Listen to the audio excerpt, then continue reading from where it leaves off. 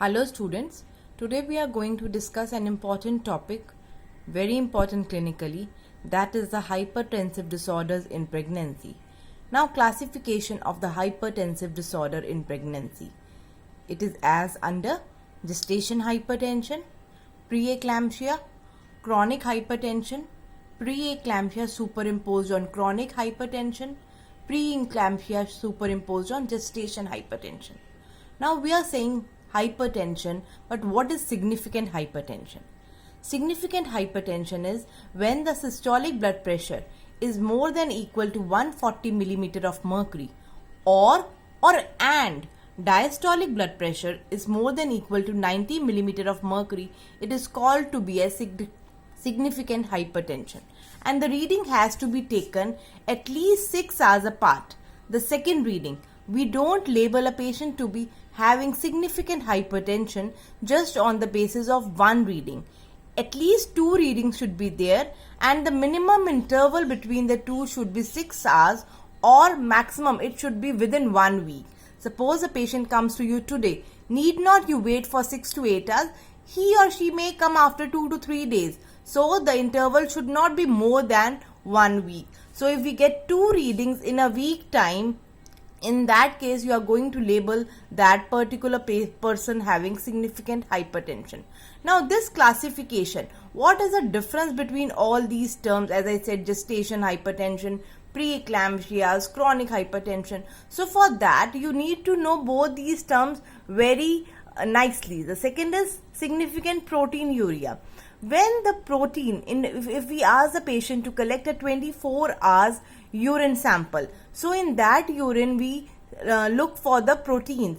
So what is proteinuria? When the proteins are released in the urine. So when this protein, the amount of protein in the 24 hours collected urine is more than equal to 300 milligram, it is called as significant proteinuria. Or you can do a dipstick reading. Dipstick is used for measuring the qualitative analysis of proteins. Qualitative means it is not telling you 150, 250, it is just telling you 1 plus 2 plus. So that is the form in which the readings of dipstick comes to you. So dipstick reading 1 plus or more. Then protein by creatinine ratio, if it is more than equal to 0.3 milligram %, it is considered to be significant proteinuria. So these are the lab tests through which we can come to know that whether the proteinuria is significant or insignificant. Insignificant means that is not of importance. Now talking about the different definitions. As I said, the first one is gestation hypertension. Now what is gestation hypertension? That is a significant hypertension. Significant hypertension, we have already seen that blood pressure more than equal to 140/90 is considered to be significant hypertension. Why I said systolic and or diastolic means either of the two, not necessarily that systolic and diastolic both should be on the higher side. Even if systolic is more or either diastolic is more of the above range, you are considering the person to be hypertensive. So significant hypertension after 20 weeks of period of gestation means the patient was earlier normotensive. The blood pressure which was taken in the earlier ANC visits, they were normal. But for the first time we are finding a higher side, the blood pressure on the higher side, without proteinuria. So as per the definition, the urine should not contain any protein or significant protein. Without end organ damage. Hypertension is a systemic disorder. So ultimately it is going to damage the different organs of the body. But in gestation hypertension, there is no end organ damage. We don't find features of damage to the various organs like liver, lungs, kidney, etc. Brain. Now the different categories of gestation hypertension, it is mild and it is severe. We don't have a moderate category in it. So mild is if the systolic blood pressure is between the range of 140 to less than 160. So it is 140 to 160 range, and diastolic between 90, more than equal to 90 to up to 110, not more than that or not equal to 10. If it is 160, 110 or more, it will be severe. So if the systolic is between the range of 140/90 to less than 160, 110, I will call it as mild. And if the blood pressure is more than equal to 160, 110, I will call it as a severe gestation hypertension, provided there should not be any proteins in the urine. So only hypertension in pregnancy, diagnosed first time after 20 weeks of pregnancy. Initial readings, if we have, they were normal, then we are going to label the patient to be having gestation hypertension. Now again I am saying, either of the reading, even diastolic or systolic, if even one is also on the higher side, you are going to label the patient having gestation hypertension. Or either or both of them can also be on the higher side. Usually both of them are also on the higher side. Now talking about preeclampsia. So first we have discussed gestation hypertension. Now talking preeclampsia. In preeclampsia there is significant hypertension. Okay, definition we are clear with significant hypertension. Along with associated proteinuria is always there. So in gestation hypertension, proteinuria was not there. In preeclampsia, proteinuria is present. And suppose many a times if we say that okay, proteinuria is not there, but we are finding features of any end organ damage. In gestation hypertension, this was the difference between gestation hypertension and preeclampsia. In preeclampsia, we are finding proteinuria, we may find end organ damage. But in gestation hypertension, we don't find proteinuria, we don't find end organ damage. So this is the difference between the two. Now, as I said, significant hypertension with proteinuria or significant hypertension with end organ damage. And end organs are usually kidney, brain, lungs, liver, placenta, etc. So, how are you going to find the damages? We are going to find the damages by the laboratory test done specifically for kidney or various parameters which we look for. So accordingly we get to know that whether necrosis is going to take place, whether is taking place, or any blood parameters, any biochemistry parameters are getting deranged. So why we say that kidney is a very important and an initial organ which is affected because of hypertension. Why? Because VEGF, vascular endothelial growth factor, is highly expressed in kidney, and as a result of which proteinuria is an essential feature of preeclampsia. So usually proteinuria is before the presence of any end organ damage.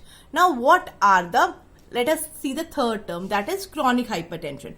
Chronic hypertension is when the patient was initially, from starting before the pregnancy only, she was having hypertension, or it was diagnosed at a period before 20 weeks. Because we say that usually the changes takes place of whatsoever pregnancy changes usually takes place after 20 weeks. So if we find a hypertension before 20 weeks, we call it as chronic hypertension. Preeclampsia with chronic, or the second thing, if suppose pre-pregnancy the patient was having to be hypertensive, we will label her as chronic hypertension. Now in this patient, chronic hypertension also, she is just having increased blood pressure, but there is no proteinuria. But suppose this patient develops proteinuria, so we will label that patient to be preeclampsia superimposed on chronic hypertension. Similarly, a patient who was diagnosed with gestation hypertension, she was not having any proteinuria, but she develops it, so we will label her as preeclampsia superimposed on gestation hypertension. Fine. So what are the risk factors? There are maternal risk factors. Maternal risk factors like the age less than 18, more than 35, primigravidas means getting pregnant for the first time. Primary paternity means with the first, this is the first pregnancy with some other partner. Okay. Chronic hypertension, they are at a risk of developing preeclampsia.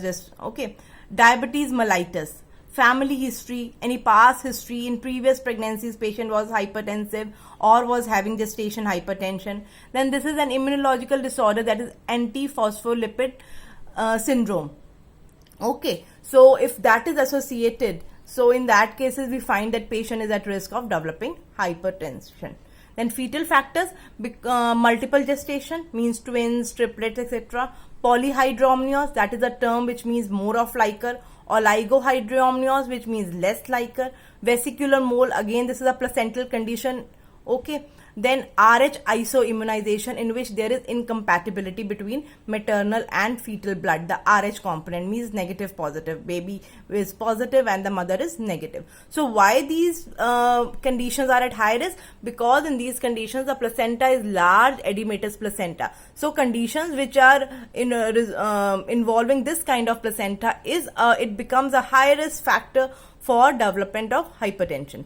Now types I have already told you. Like gestation, we have got mild and severe. Similarly, in preeclampsia also we have mild and severe. But if a patient develops preeclampsia, now it is a severe, it is a form which we should be more concerned than gestation hypertension, because it can lead up into severe and further later to convulsion. So if a patient develops convulsion, it is called as eclampsia.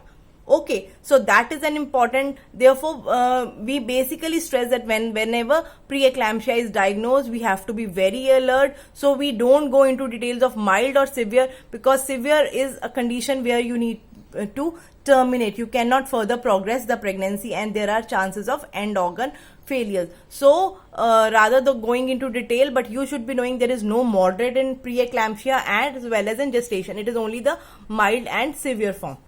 Now, why I am saying that, yes, if it is preeclampsia, whenever we talk about the side effects are more in severe and all these things. So it is a highly dangerous condition, and we ask for the patient for various signs and symptoms of developing severe preeclampsia. So blood pressure, if we see, it will be more than equal to 160, 110, it will be more. Therefore, we are going to label this patient to be having severe preeclampsia.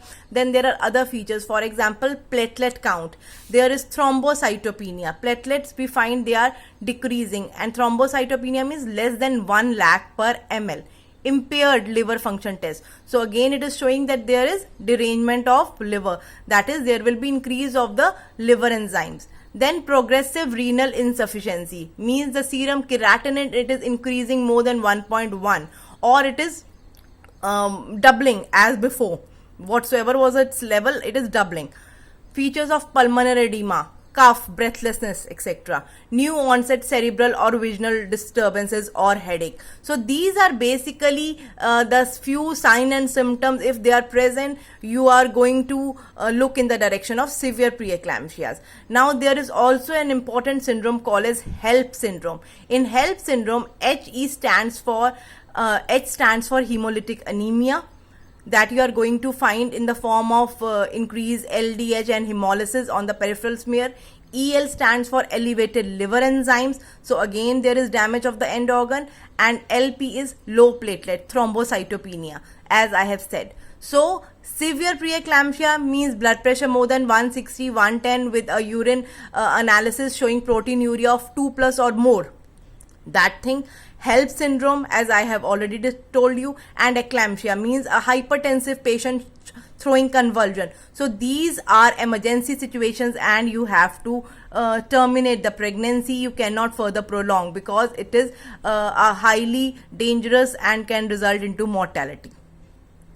Fine. So this was all about today's class. Next we are going to continue in part 2.